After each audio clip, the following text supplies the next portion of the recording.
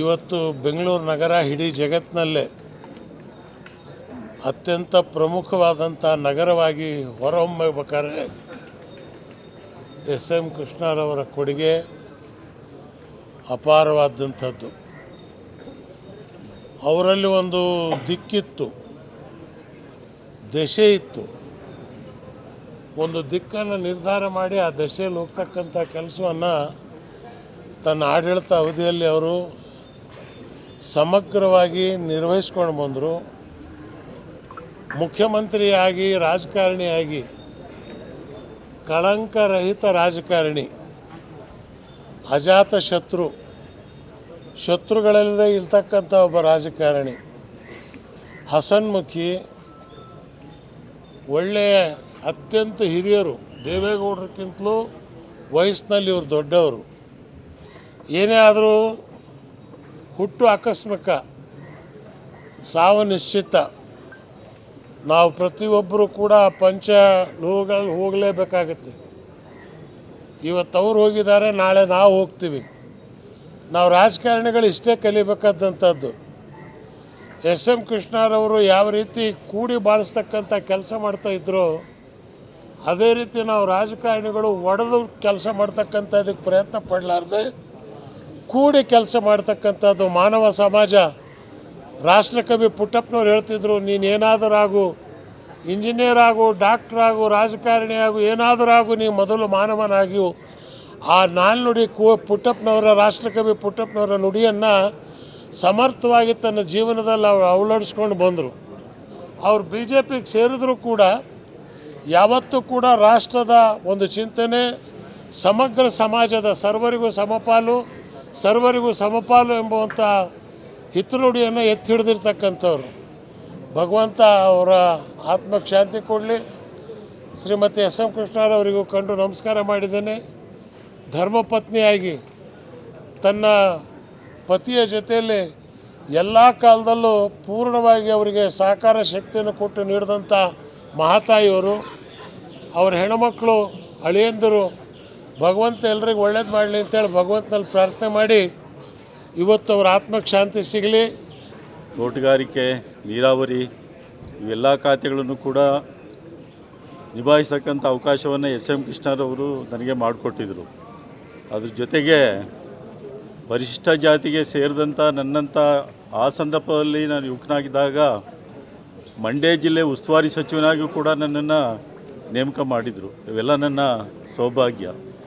ಇಂಥ ಸಂದರ್ಭದಲ್ಲಿ ಅವರ ದೂರದೃಷ್ಟಿ, ಅವರೆಲ್ಲ ರೀತಿಯ ಆಡಳಿತ ಬಹುಶಃ ಭಾರಿ ತಾವೆಲ್ಲ ನೋಡಿದಿರಿ, ಭಾರಿ ಇಡಿಸ್ತಕ್ಕಂಥದ್ದು. ಒಂದು ಸಂದರ್ಭ ಅಂತ ಹೇಳಿದ್ರೆ ಅವತ್ತಿನ ಸವಾಲುಗಳು, ರಾಜ್ಕುಮಾರ್ ಅವರ ಅಪಹರಣ, ಬರಗಾಲ, ಕಾವೇರಿ ಇಶ್ಯೂ ಸಂದರ್ಭದಲ್ಲಿ ತುಂಬ ಸೂಕ್ಷ್ಮವಾಗಿ ಆಡಳಿತವನ್ನು ನಡೆಸಿದಂಥವರು ಮಾನ್ಯ ಎಸ್ ಎಂ ಕೃಷ್ಣರವರು.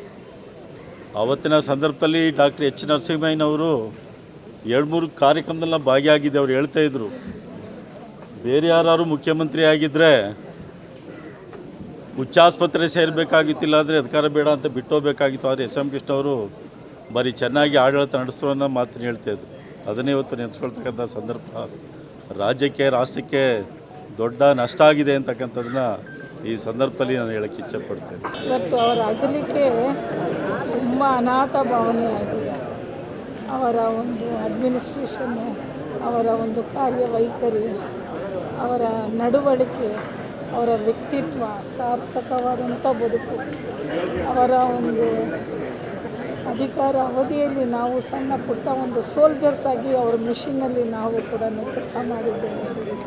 ಆ ಒಂದು ಮಿಷನ್ನ ಕಂಪ್ಲೀಟ್ ಮಾಡೋವರೆಗೂ ಕೂಡ ಅವರು ದಣಿತನೇ ಇರಲಿಲ್ಲ. ಅವ್ರ ಜೊತೆಗೆ ಸಣ್ಣದಾಗಿ ನಾವು ಕೂಡ ಕಾರ್ಯಕರ್ತರಾಗಿ ಸೇವೆ ಮಾಡಿದ್ದಕ್ಕೆ ಒಂದು ರೀತಿ ನಮಗೆ ಒಂದು ಅವಕಾಶ ಸಿಕ್ಕಿತ್ತು. ಆದರೆ ಕರ್ನಾಟಕ ದೇಶ ಮರೀದೇ ಇರುವಂಥ ಒಂದು ವ್ಯಕ್ತಿತ್ವ. ಹಾಗಾಗಿ ಅವರ ಒಂದು ನಿಧನ ನಮ್ಮ ಕರ್ನಾಟಕಕ್ಕೆ ತುಂಬ ನಷ್ಟ ಆಗಿದೆ. ನಾವೆಲ್ಲರೂ ಕೂಡ ಕಂಡ ಕನಸುಗಳನ್ನು ನನಸಾಗಿದೆ ಯುಗ ಅಂತ ಹೇಳ್ಬೋದು. ನನಸಾಗಿದ್ದು ಅವರ ಅವಧಿ. ನಮಗೆ ಕೃಷ್ಣಾಜಿ ದೀನರನ್ನು, ಬಡವರನ್ನು, ದಲಿತರನ್ನು, ಹಿಂದುಳಿದವರನ್ನು, ನೊಂದ ಮಹಿಳೆಯರನ್ನು ಪ್ರತಿಯೊಬ್ಬರ ಬದುಕಿನಲ್ಲಿ ಆಗ್ತಕ್ಕಂಥ ಪ್ರತಿಯೊಂದು ನೋವುಗಳನ್ನು ತನ್ನ ಬದುಕಲ್ಲಿ ಅನ್ನೋ ಹಾಗೆ ಕಂಡು ಅದಕ್ಕೆ ಪರಿಹಾರವನ್ನು ಕಂಡಿರ್ತಕ್ಕಂಥ ಮಹಾನ್ ನಾಯಕ. ಪರಮಾತ್ಮ ಎಷ್ಟೋ ಸಲ 100 ವರ್ಷಗಳು ಬಾಳ್ತಕ್ಕಂಥದ್ದು ಇದೆ, 108 ವರ್ಷ ಬಾಳ್ತಕ್ಕಂಥದ್ದು ಇದೆ. ಅವ್ರಿಗಿನ್ನೂ ಆಯುಷ್ ಕೊಡಬೇಕಾಗಿತ್ತು ಅನಿಸ್ಬಿಡುತ್ತೆ. ಯಾಕೆಂದರೆ ಕೃಷ್ಣಾಜಿ ಭಾಳ ದೊಡ್ಡ ವ್ಯಕ್ತಿ, ಭಾಳ ಕರುಣಾಮಯಿ. ಬರೀ ನಾಯಕರುಗಳನ್ನು ಕಂಡ್ರೆ ನಾಯಕರು ಮಾತಾಡಿಸೋದನ್ನು ನೋಡಿದ್ದೀವಿ ನಾವು. ಕೃಷ್ಣಾಜಿಗೆ ಈಗ ನಾವೆಲ್ಲ ಬಡ ಕುಟುಂಬದಲ್ಲಿ ಬಂದವರು, ಅವ್ರಿಗೆ ಮಾತಾಡಿಸ್ಬೇಕು ಅಂತ ಅಂದರೆ ಮುಖ್ಯಮಂತ್ರಿ ಇದ್ದಾಗ ಸರ್ ಸ್ವಲ್ಪ ನಿಮಗೆ ಮಾತಾಡಿಸ್ಬೇಕು ಅಂದರೆ ಬನ್ನಿ ಅಂತ ಹೇಳ್ಬಿಟ್ಟು ಇಲ್ಲಿಂದ ಸ್ವಲ್ಪ ದೂರದಲ್ಲಿ ಬಂದು ಮಾತಾಡಿಸೋದು. ಅಂಥ ಧೀಮಂತ ನಾಯಕ. ಬಟ್ ಕೃಷ್ಣಾಜಿಯನ್ನು ಕಳ್ಕೊಂಡ್ವಿ ನಾವು. ಕೃಷ್ಣಾಜಿ ನಮ್ಮಿಂದ ಕಳೆದು ಹೋದರು. ಆದರೆ ಏನು ಹೇಳ್ತಾರೆ, ಪುನರ್ಜನ್ಮ ಆಗತ್ತೆ ಅಂತ ಹೇಳ್ತಾರೆ. ಮೋಸ್ಟ್ಲಿ ಕೃಷ್ಣಾಜಿ ಹುಟ್ಟು ಬರಲಿ, ಪುನಃ ಕೃಷ್ಣಾಜಿ ಬರಬೇಕು.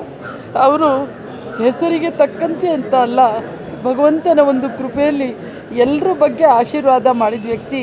ಬಟ್ ನಾನು ಯಾಕೆ ತುಂಬ ಸ್ಮರಿಸ್ತಿದ್ದೀನಿ, ನನ್ನ ಕುಟುಂಬದಲ್ಲೇ ನನ್ನ ತಂದೆನೋ ಏನೋ ಕಳ್ಕೊಂಡಷ್ಟು ದುಃಖ ಯಾಕಾಗಿದೆ ನನಗೆ ಅಂದರೆ, ಕೃಷ್ಣಾಜಿ ಒಂದು ಸಂದರ್ಭದಲ್ಲಿ ಬೆಳೆದೋಳು ನಾನು. ಪ್ರತಿಯೊಬ್ಬ ಶಾಸಕಿ ಆಗಿದ್ದು ನಾನು ಅವರವಧಿಯಲ್ಲೇ. ನಮ್ಮಲ್ಲಿ ಇವತ್ತು ಬೆಳಕನ್ನು ಕೊಟ್ಟಿರ್ತಕ್ಕಂಥ ಧೀಮಂತ ನಾಯಕ, ಅಂಥ ನಾಯಕನನ್ನು ಕಳ್ಕೊಂಡಿರ್ತಕ್ಕಂಥ ಈ ಸಂದರ್ಭ ನಮ್ಮ ಕುಟುಂಬದಲ್ಲೇ ಆದಷ್ಟು ಇದು ನಮ್ಮ ಕುಟುಂಬದಲ್ಲೇ ಆಗಿರ್ತಕ್ಕಂಥ ನೋವು. ಹಾಗಾಗಿ ಪರಮಾತ್ಮ ಅವರಿಗೆ ಚಿರಶಾಂತಿಯನ್ನು ಕೊಡೋದ್ರ ಜೊತೆಯಲ್ಲಿ ಮರುಜನ್ಮ ಕೊಡಲಿ. ಪುನಃ ಹುಟ್ಟಿ ಬಾ ಕೃಷ್ಣಾಜಿ, ಪುನಃ ಹುಟ್ಟು ಬನ್ನಿರಿ ಅಂತಕ್ಕಂಥದ್ದು ಏನಾದರೂ ನಮ್ಮ ಅರಿಕೆಗಳು ಭಗವಂತನಿಗೆ ಕೇಳೋದಾದರೆ ಇಷ್ಟು ಮಾತ್ರ ಕೇಳ್ಕೊಳ್ಳಿಕ್ಕೆ ಇಷ್ಟಪಡ್ತೀನಿ.